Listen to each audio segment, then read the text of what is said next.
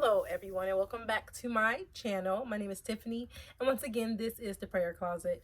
So I'm glad to have you guys back. I haven't uploaded a video in a while, so I'm very excited to upload this video that I guess I'm doing now. Today I'm going to be talking about a letter that I wrote to my mom. Just to give you a little background on what's been going on. Let me backtrack. Just to let you guys know what has been going on. We all know that the coronavirus is here, but actually that has not even touched my life at all. Whatever is going on out in the world has not touched me at all, because spiritually God has just been doing things in my life that has, I just don't even know what's going on outside these walls when it comes to the corona and different things like that. I just pray that it has keep my kids safe and away from it, or this household, my neighborhood, and it has done that. So I thank God for that. But what has happened is I got injured. Excuse me. I have a lot of allergy drainage. But what has happened is I got injured at work, and with that, it has given me time off, and I had just been trying. I am a person who I do not like to waste time. I just try to figure out if I'm off for a certain amount of time, if I'm doing something, how can I utilize that time to make myself better, make my life better, make my children better, my household better. So that's exactly what I have been focusing on. I'm trying to see how I'm supposed to be looking, but nonetheless, so I just feel like God is shifting, especially within these last few months. And I've said it to my friends, I've said it to some of my family, that God is just moving in a way that that I cannot just miss it this time. So I feel like God is just, he's shifting, and he's shifting, and he's preparing a place for the people of God. But with that, when he shifts, I have to shift. I can't go to the place that he's preparing for me unprepared. So with that, I have to just shed some things. So I've been changing things emotionally. I've been trying to change things physically. But getting to the gym, I just think that's like it's a sin or something, because it just don't work out with me. Like, I don't know.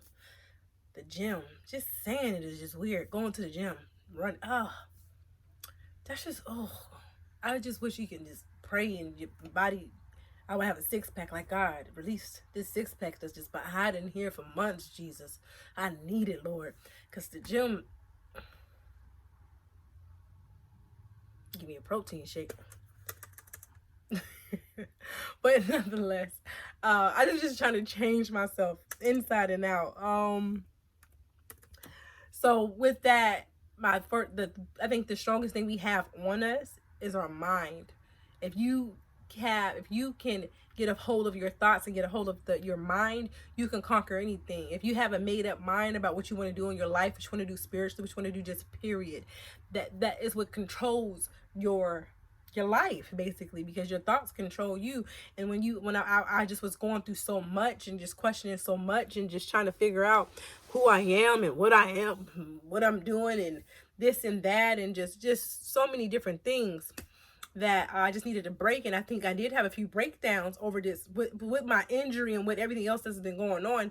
I did. And so with me, I'm a problem solver. If you give, as a friend or family, whomever you are, if you give me an issue, believe me, or you're speaking to me, and this is not always good, because sometimes people just need for you to listen. But for me, I always try to solve an issue as you're giving me your problem.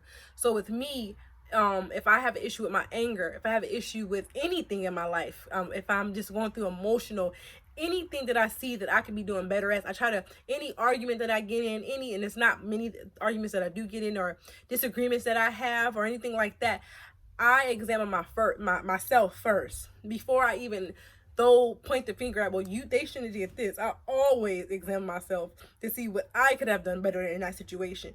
So that's how I just live my life. So with life going on, I'm in a place where I feel like my friend has shipped me this book and a few other things. It's a box above me, from Florida. And this is one of my journals I used to, pray to. I mean, not pray to, write my prayers in and my scriptures in. It just keeps notes. I even think I had, yeah, never mind. But I had, I think this started in 2000. I thought it was 17, but I just looked at a page and I know this wasn't 2015. I feel like this started in 2017, I believe, right? This is 2020. So I remember just looking at this, and when I had received it, I was so happy to get it. She didn't send all my stuff, but nonetheless, I remember looking at this, and I'm like, dang, some of the stuff I wrote about in 2017, some of my prayers, I'm still praying about in 2020. So that made me just want to, I just had to do a self-examination of why am I still going through stuff? Because one thing about me, what I went through last month, it's not what I want to go through this month. What I went through yesterday, I do not want to go through today. I always try to better myself, so I don't have to make the same mistakes or experience the same things. Once again, it's just the gym. I'm the same size as I was last year, maybe a little bit bigger because COVID, it's just changed. That has to, being in the house, being off work, I'll say, not even COVID, just being off work. I just been eating, but I love food, so. But I just always try to better myself. So when I saw this, I'm like, dang, some of the stuff that I'm praying about, talked about, some of the things that I was going through, I'm still going through it 3 years later.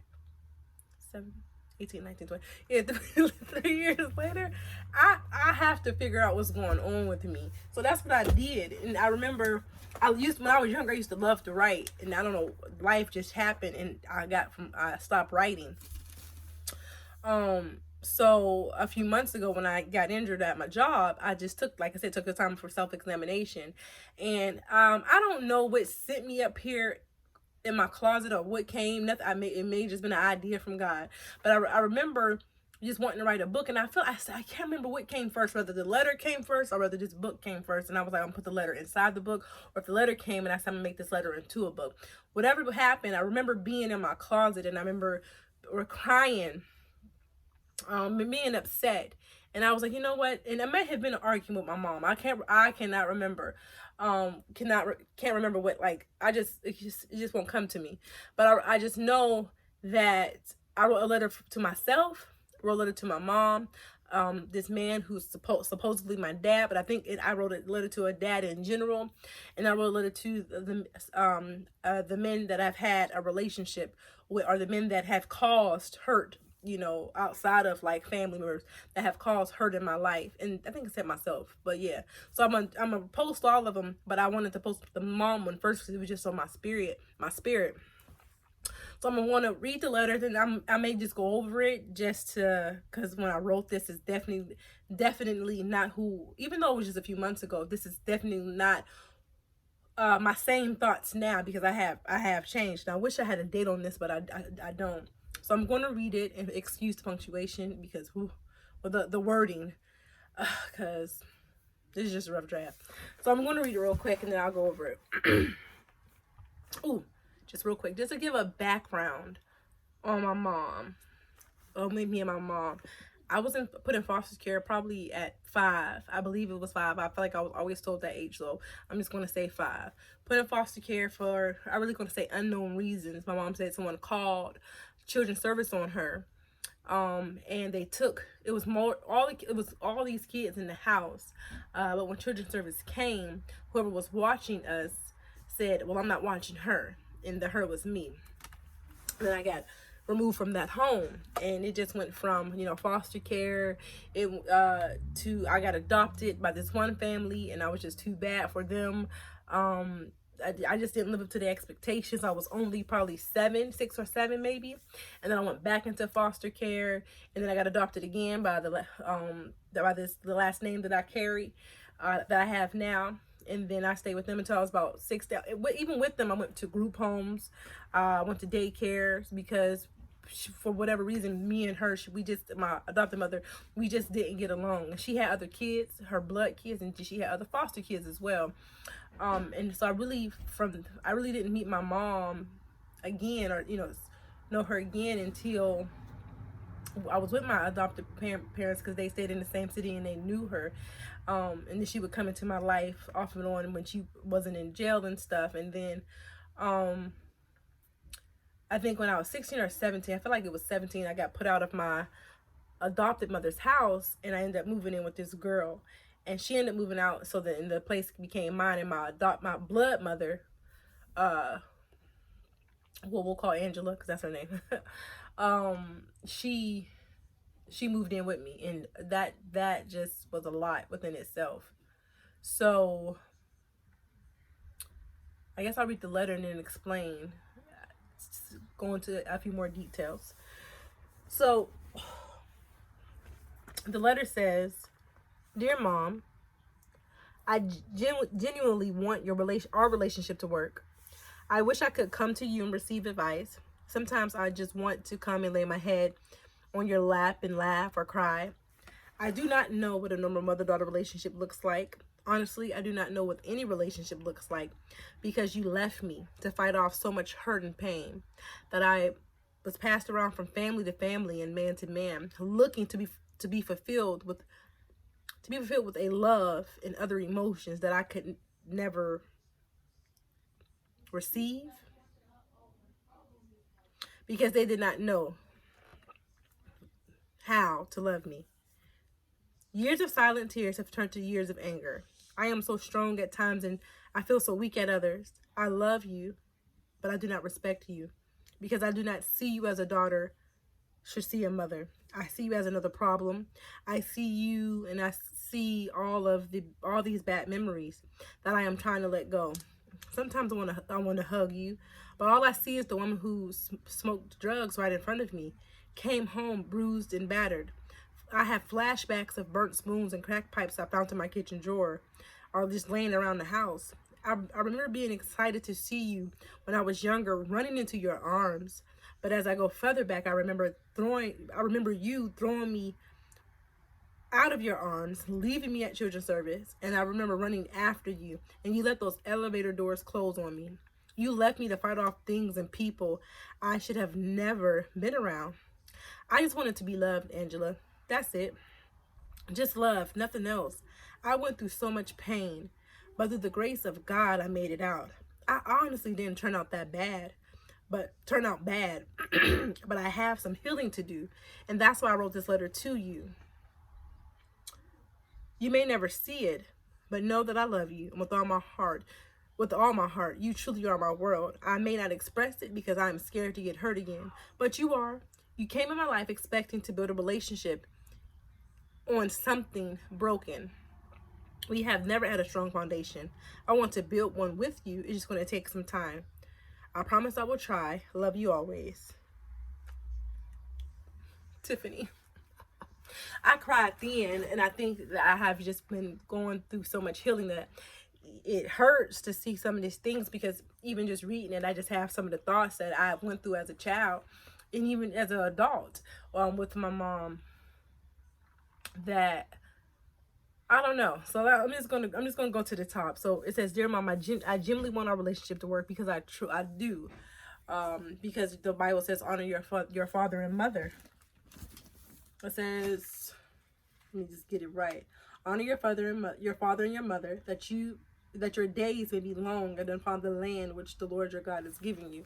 And I think I hold on to that, because if it wasn't for that, I don't know if I would continue holding on to a relationship that is not there, that hasn't been there, for a long time, that I have to just put so much into and sometimes don't receive anything back.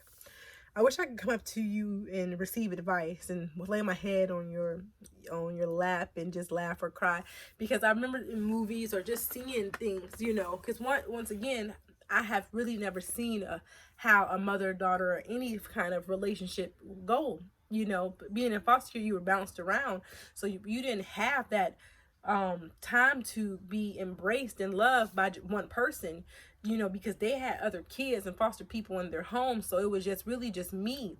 I mean, it was really hard for them to love just me. So I never had that.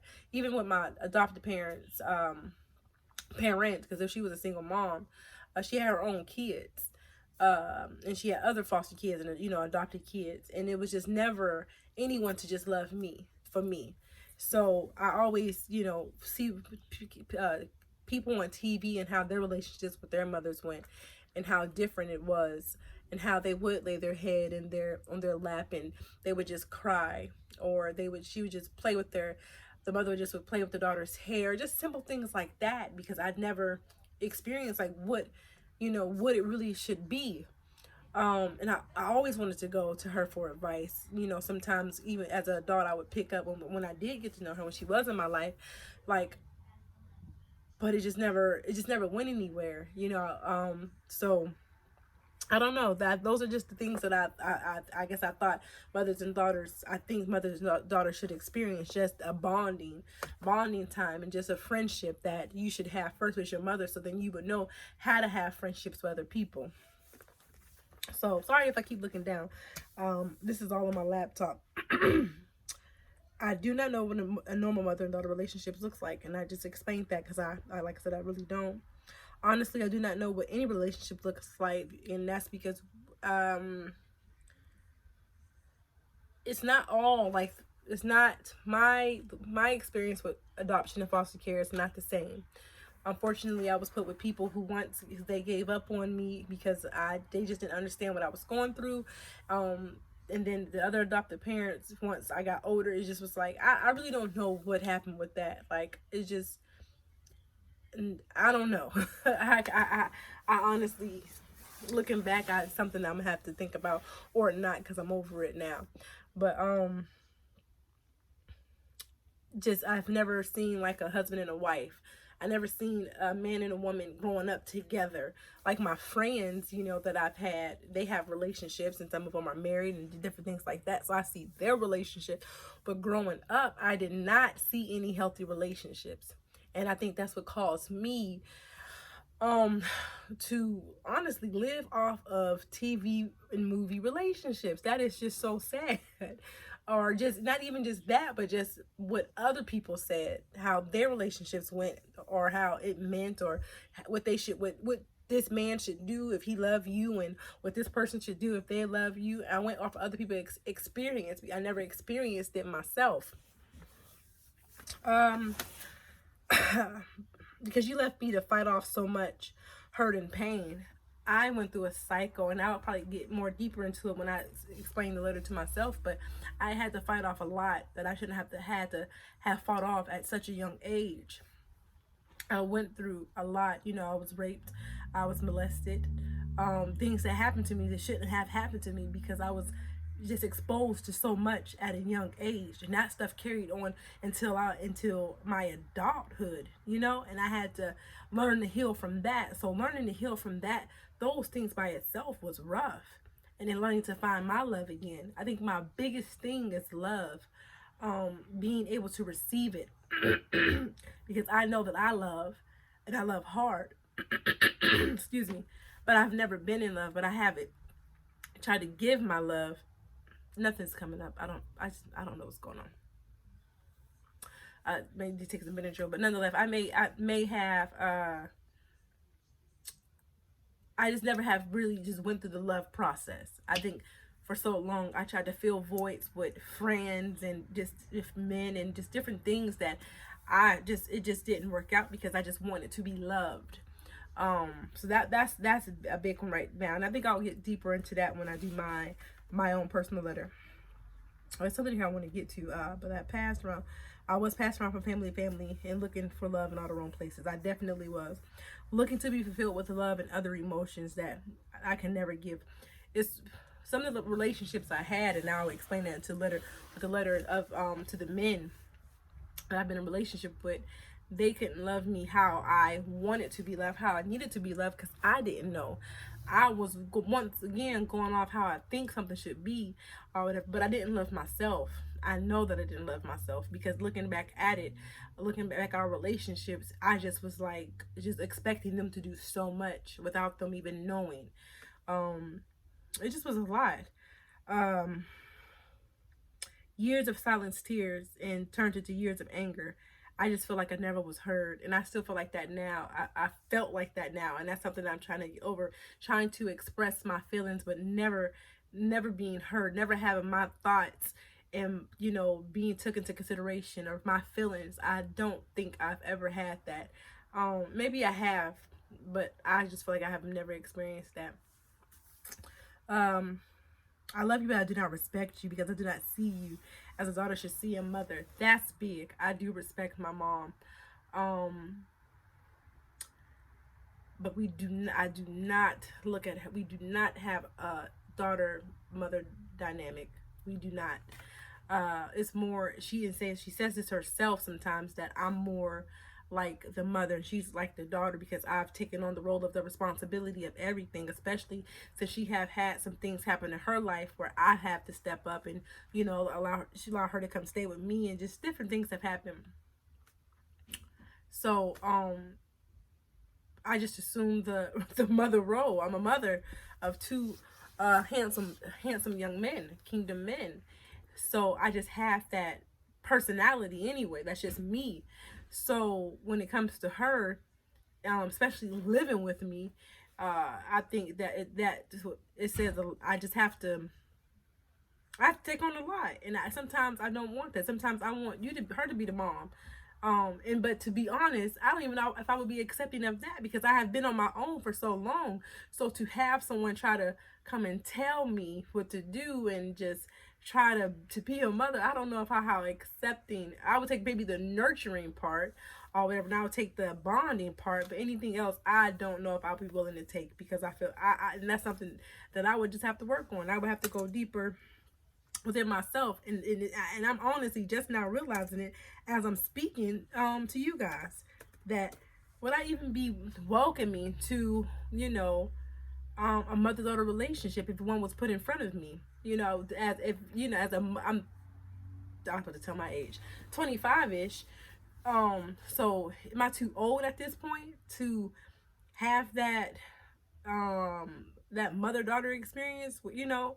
Or I just settle for the nurturing and the bonding part. We can go out to eat and do mother-daughter things, but as far as anything else, that's something I don't know.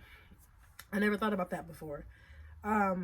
But I definitely have respect for her. But I will say that it has been times when I have disrespected her, and those are not times that I'm proud of. It's just that she is one person, only person that has hurt me more than anybody else in this world. And I think I held on to that anger because she just don't get it. She doesn't get it. So one thing I have learned that you cannot change people. You know, you can't, but all you can do is change yourself and how people treat you, you know. Excuse me. And that's what I have been doing. I just been focusing on changing myself, and that has created a better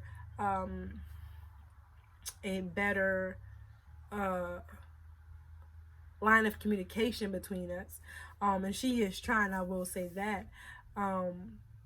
So I guess we just got to keep on, you know, keep on trying. But I do respect her. But we have had times where it just was like, ooh, I had to come repent. I wasn't even proud of some of the stuff that I said, some of the stuff that I have done. Wow, just looking back on it, I'm just so grateful that our relationship have changed, because just looking back on how I used to talk to her, whether she's my mother, whether she took care of me, or whatever the issues was, she still deserved my respect, and I was not giving it to her when I got angry, because she used to make me. No one has ever made me as angry as she has made me, because no one has hurt me the way that she has hurt me.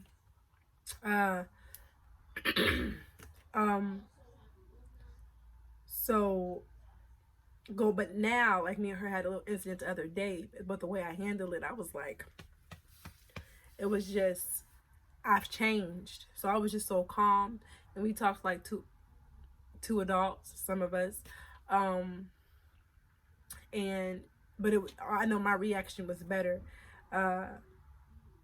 I'm not going to down her, but she has her own things mentally that she goes through that makes it hard to sometimes talk to her, and I keep asking her to get help, and that's not something that she's willing to do. So it's hard when you know someone needs help and they're not getting it, but they expect you to put up with everything that they need help with, and sometimes it's hard, you know. But God is good. So, but okay, I have a lot of bad memories. I do have a lot of bad memories with her. I'm trying to let go, and I have let go. So when I think of stuff now, I don't think about, oh, well, you've did this, or you've hurt me, or you chose him over me, or you've did this and you did that, and you know, you stole, and I don't even think about those things anymore. And I definitely don't try to throw them in her face, and I pray that I don't ever, because that's not a good feeling, because I hate when someone does it to me. So we do have way more bad experiences than we have good. Now, you know, I hope that changes one day. Um I know that it will. We're trying. We are trying. Um I guess these are some of the bad experience. Sometimes I want to hug you. Then but all I see is the woman that used to smoke drugs right in front of me. And you know what? I say that because when I was younger, I used to be so mean to my mom. When I had got put out from my adopted parents, and my mother had to come and stay with me. We lived together, and she wasn't allowed to sit on my bed. I am a germaphobe, and that's probably part of the reason. But she just didn't deserve how I used to just like, she couldn't do it, but somebody else can come over and she can sit on my bed, or I would hug somebody else, or, you know, I remember when I was younger, she would kiss me and I would just wipe away the kisses and stuff. I didn't treat her right. And I think in that statement, because I'll hug her now, but that statement comes from, well, I did see that. And I never, that was looking back at it, because at that time I didn't know, or maybe I knew what it was, but I didn't acknowledge what it was. But now that looking back at it, this computer locks so fast. Looking back at it, that's exactly, I didn't see her how she was supposed to be seen, because there was just so much going on. I have walked downstairs, and you know, she was doing drugs. I did go in my kitchen and I found, you know, pipes and stuff like that. I remember coming home in my house, I had the refrigerator to the back door, but somehow she broke the window and got in, and gave all my clothes away, and just had bought tissue and stuff. And I think she may have bought the tissue and came back in and just stole all of it and sold it. I remember her asking my first love to for drugs, and just so many different things. I thank God that she has been clean for over 15 years now. But in those moments, um that stuff did, and that's what I just went through, and it just took a long time to get that image out of my head or whatever of her. But like I said, she's doing really good now, and I'm very proud of her. I remember to be excited running in your arms, because I remember when I stayed with my adopted family, that I remember she had just got out of jail or something, and matter of fact, me and her stayed on the same street before. I stayed at the bottom, she stayed at the top in this place for women, and she would come and see me. And I remember just being so happy. And I had this teddy bear a doll and a teddy bear that she had gave me. Did she give me that doll? I don't know, but I'm not a teddy bear. I had it for the longest, and all the pretty cards she used to write me. I mean, she used to have people write for me when she was in jail. Just so much stuff that she used to give to me when I was younger. Because like I said, my adopted family knew my blood family. And I remember just being so excited running in her arms to see her and stuff. And it would be on and off. It wasn't continuous, whatever the word is, for a while. But yeah, it was just what happened every so often, whenever she could, whenever she was living. I don't know, but I remember those moments running down and stuff. Like, they would call me, Tiffany, we got a surprise for you. And then the surprise would be her standing at the door holding a teddy bear, holding toys. One time back in her day, she has changed now. I think Rainbow, it was one of those stores. Was it Rainbow? They used to have their clothes outside, like they're like a sale. And she had took all the clothes off the thing, threw them in the car, and they drove off. And she brought me some of those clothes. So she used to try to keep me dressing nice. So just moments like that But then it was the moment that I used to replay in my head is when, you know, I was at children's service after, you know, being in foster care. Certain situations you have to have visits if they don't have a home or whatever the case may be. I don't know, because I was young. Whatever the case may have been, where they would have visits at children's service. So I remember one time we was at a visit, and I remember she was holding me. I was young. I don't even think I wasn't even adopted yet. And I remember I was small enough to be held, and she was holding me like, "Do you want to come home? You ready to come home with me?" And I was like, "No." I said something like "no" or something, but I was like, "I'm just playing." And she cried and she threw me, like put me down, threw me. I always say threw me, but honestly I can't remember because it was so long ago. She threw me down, and or she ran out of the room, and you know, ran and it turned, you know, to the elevators. I just remember running after her, and I just remember like, "Mommy," and she's let the elevator doors close on me, and wow.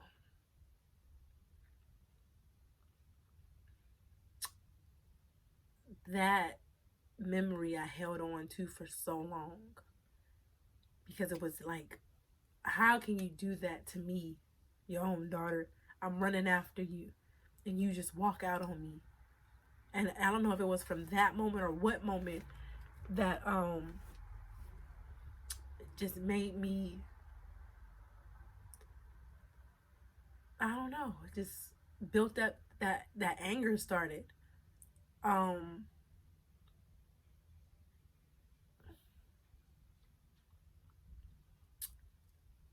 I think it was moments like that that made me put up a wall of not expressing my love to her, or not expressing my love to anyone, um, or having being misguided of what love was. Because if you love me, how could you do that to me?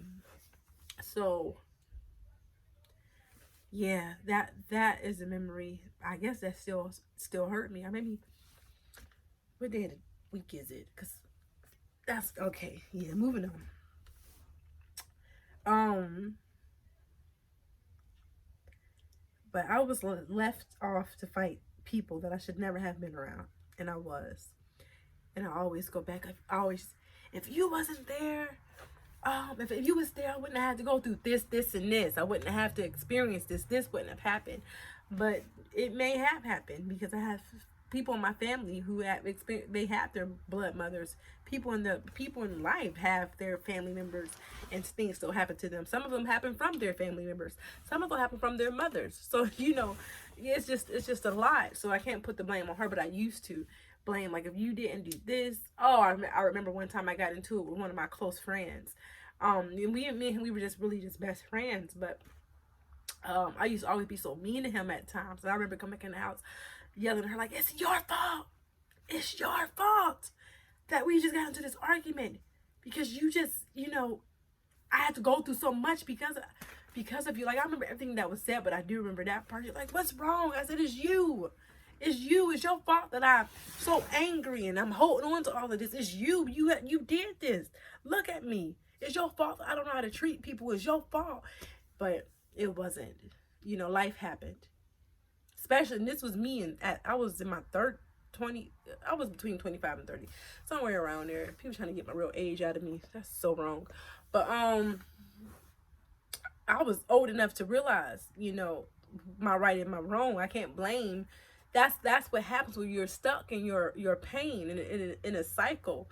Like, you know, I'm 30 years old acting like having tantrums, like throwing fits and stuff, and that wasn't healthy. And I should have been trying to, and I may have had it in this book somewhere, I don't know, but I should have been trying to fix it now. But when you're broken, it's so hard to, you know, fix yourself in a broken situation. I'm so glad that over the years I've been able to step outside myself and look back and be like, okay, I need to fix this, and this, and just try to fix those things to make me who I am, you know, this woman I am today. I'm nowhere near the woman I was at the beginning of this year. I'm not nowhere of the woman that I was last month. Yesterday, I just came from Prayer Mountain over the weekend, Friday, Saturday, and I just got back early this morning. So I'm not the woman I was Friday before I left at 5:30. I'm not. I have a different peace because I just surrendered and I just cried out to God and I just let it go. And I said, God, I'm not leaving here the same woman. You have to change me. But I remember on Friday that I said I was going to do this on Sunday, this message. And I wasn't expecting it to be so long, so I'm going to try to wrap it up. But I wrote this letter, and my mom, she may not see it. My mom know how I feel about it. I don't want to think I'm putting her down, but this isn't about her. This is about me. I don't want to disrespect her. I love her, and she is doing very well. She has been off drugs for a long time, and I believe over 15 years. Maybe I can't. If I keep telling, it's gonna tell how old I am. But she's been off for quite a while. And we have been through a lot, but things has gotten better. I'm just in a better place where I don't want to keep on trying to hold on to the woulda, shoulda, couldas, and I don't want to keep trying to fill voids that honestly no longer could be filled with what I think that they should be filled with. It's something new. Like I've transitioned, I moved on, and I just need to just, you know, I've just let some things go. Like my voids are filled with my love. Like I love myself, and long as I love myself, and long as God loves me and I love myself, nothing else matters. And of course I love my children, but I had to learn to love myself to love them properly. You know, you have to learn to love yourself before you can love anyone properly. How can I accept love from you when I don't even know how to love myself? So that's something that I had to work on. So our relationship has gotten better, and it will continue to get better. But all I know is that I just have to keep focusing on me. And this letter was just whew, you know, I didn't go on all the details of everything. And I think I'm gonna go a little bit more when I write about a letter to myself. But I went through a lot, and I was finding myself wanting a daughter relationship with anyone, to be honest, or sister, or sibling, because I don't have anyone with me and my boys and my mom now, you know. So I remember getting in relationships, and when I was, well, it's not relationships, it was a relationship, and I thought when, you know, me and him got cool, he introduced me to his family, that I was like, yeah, I can finally have that mother-daughter bond. I can have a mother-in-law who, you know, that I've seen other people have, that I've seen in movies where they could just do stuff and have these good relationships. I thought I could have that, and it wasn't healthy for me to expect that from them. I think it was just too much for them to do without even know that they were supposed to do it. So, you know, a lot has changed. And I'm just so happy that I'm in a place where I can let go of so much, and I carry on to hold on to yesterday's pain, because holding on to yesterday's pain was keeping me in yesterday's cycle. I was right 2017. I feel like it. Ugh, I'm not gonna get stuck on the date, but because it don't matter if it was last year, but if I'm still going through the stuff that I went through last month, I have to question myself. But definitely from 3 years ago, I should be questioning why I'm still going through this. I'm not it was keeping me in a cycle, and I know God is moving. Things are happening in my life, and and the people of God's life, that He's shifting. Something is brewing, and He is preparing me for it. And I'm excited that I'm finally aware, and mature physically, in the flesh and spiritually, to see, like, wow, you've grown, and you're going to continue to grow, you know. And I'm just proud of those moments. So I want to pray before I get out of here, and just encourage people to just not hold on to the things that you have went through. We all have gone through stuff, and I usually, I hate it when people say that, like, we all go through stuff. Yeah, but we all go through stuff differently. So what I'm experiencing, when I'm trying to explain, yeah, you may have went through it, but you may have, had more support. Sometimes when you feel like you're fighting by yourself, it hurts even more. A lot of times I look up and all I have are four walls surrounding me and God listening, because I didn't have anybody else. And that worked out for my good, because now me and him have a strong relationship, and I am, just a better person. But just don't hold on to what you went through. yesterday, what you went through any day, because it's not worth it. It weighs you down in ways that you don't even know. I was expecting stuff, and I had an issue relationship with my mom and my father, and that made my relationship with my friends, men, terrible, because those are two important relationships that are rooted in you being successful in other relationships at times, you know. So I just, you know, just encourage you just to let go. Just let go. I know it's easier said than done, but it's harder to carry. Amen. So I just pray that God will deliver you, that he will change you, that he sends the guidance and peace. I pray that you were touched by this video. I definitely didn't mean to speak this long, but I'm happy I was able to get it out. I hope and pray that you enjoy it and just be blessed. Have a good day.